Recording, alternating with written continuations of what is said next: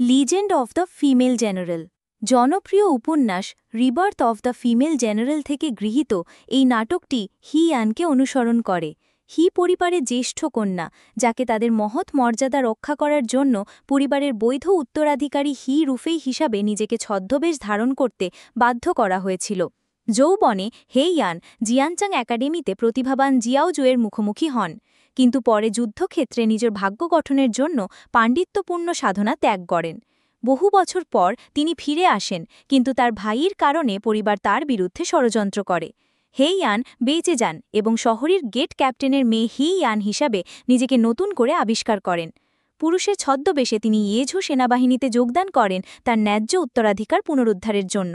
তার যাত্রা ভদ্র ও মহৎ চু ঝাওয়ের সাথে মিশে যায়। অন্যদিকে ভাগ্য তাকে জিয়াওজুয়ের ভাইয়ের কারণে পরিবার তার বিরুদ্ধে ষড়যন্ত্র করে। হে ইয়ান বেঁচে যান এবং শহরের গেট ক্যাপ্টেনের মেয়ে হি ইয়ান হিসেবে নিজেকে নতুন করে আবিষ্কার করেন। পুরুষের ছদ্মবেশে তিনি ইয়েঝো সেনাবাহিনীতে যোগদান করেন তার ন্যায্য উত্তরাধিকার পুনরুদ্ধারের জন্য দৃঢ়প্রতিজ্ঞ। তার যাত্রা ভদ্র ও মহৎ চু ঝাওয়ের সাথে মিশে যায়। অন্যদিকে ভাগ্য তাকে জিয়াও জুয়ের সাথে পুনরায় মিলিত করে। জিয়াও জু হি ইয়ানের পরিচয় সম্পর্কে সন্দেহ পোষণ করে এবং বারবার তার আনুগত্য পরীক্ষা করে।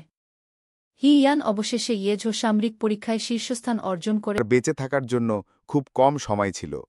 তিনি চেনকে বিয়ে করার সিদ্ধান্ত নিয়েছিলেন, কিন্তু তাদের বিয়ের পরের দিন তাকে দানব রাজ্যে ফেরত পাঠান এবং অল্প সময়ের মধ্যেই তাকে হত্যা করা হয়।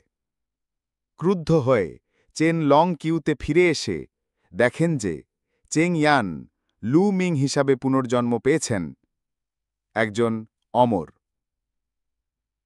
লু মিংয়ের পরিচয় ব্যবহার করে চেং ইয়ান শাহকে পুনরুদ্ধার করার চেষ্টা করেছিলেন, কিন্তু উন্মোচিত হন।